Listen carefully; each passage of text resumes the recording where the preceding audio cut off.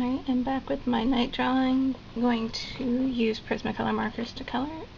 First off, I would never recommend doing this on normal paper. Use cover stock because it bleeds through and it actually changes the colors.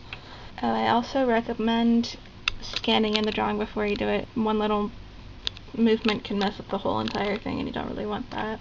So scan it so you can always have another copy that you can reprint if you need to. Alright, I'm going to start with the girl here.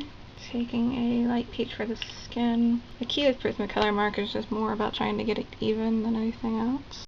I'm leaving some spots for highlights. You're better off to go quickly. I apply a little more where the shadows would be.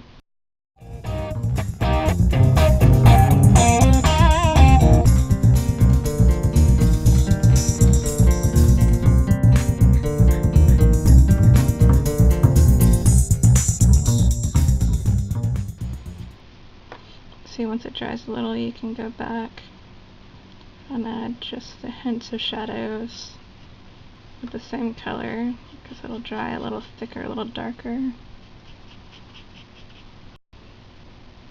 Go through with a different color, add a few shadows.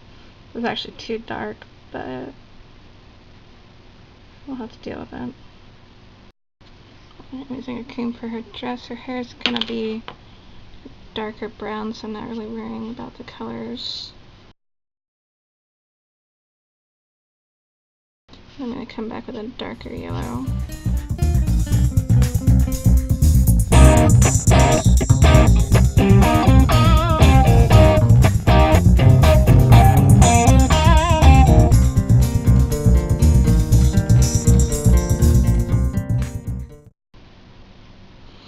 You don't have to worry so much about being perfect with them.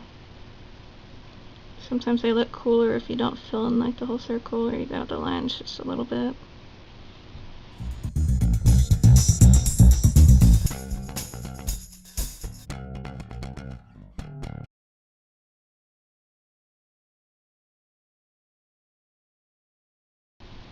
Alright, don't forget to leave room for highlights on the hair. You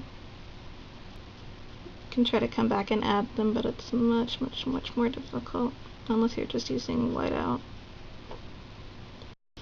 See, that's what happens when you don't move quickly enough. It gets kind of stripy.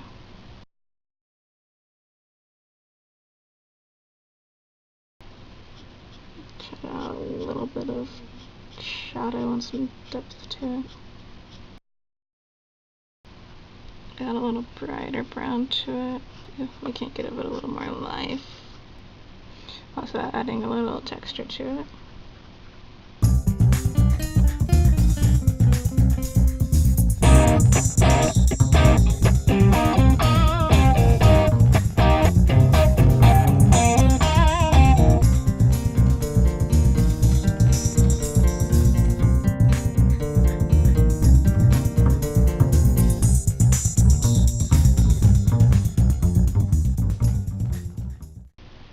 I usually put down a coat of the clear blender or the cream, but once again I'm trying to go relatively fast.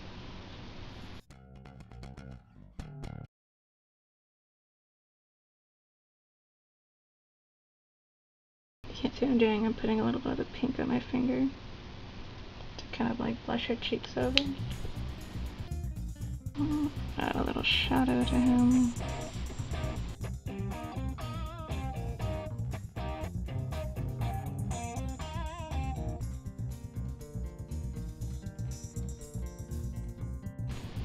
The faster you move, the lighter it'll end up. If you go over it when it's still wet, it blends in a lot more, like a watercolor would. It's still shading this back pretty dramatically. And the highlights or shadows of the crease rather. You can also use different colors, but for the time being, I'm trying not to mix too much. I put him in gray to kind of mimic the whole night theme. You really shouldn't do what I just did, which is outline and then fill in, but sometimes it's easier to do it that way.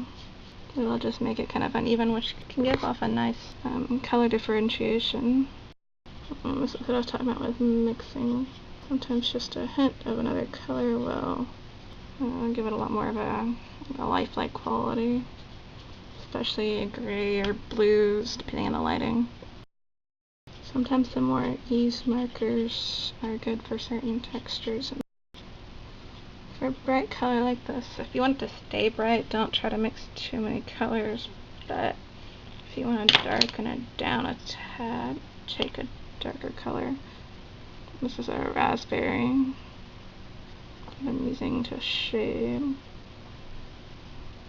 Oh, that's a more depth to it. Depending on the style you're going for, I wouldn't suggest using a straight black. Usually dilute it into something like a dark gray or a dark brown.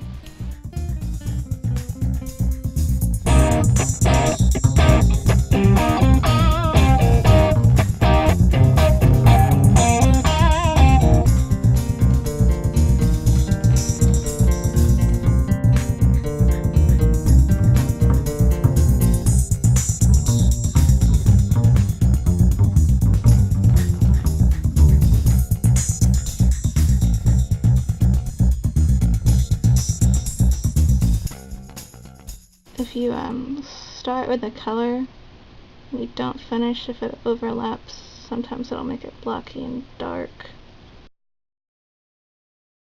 A lot of times what I'll do is only color a certain area and then go back over with a different shade of the same type colors. So like I have a different green over here that I'm going to use to try to brighten that one up a little bit. We'll also start shading in the pencil drawings, just so you can see what it would look like if, say, we were doing a manga or just don't like to ink or color stuff. I did a little bit with this one, but really not too much. This is the clear blender.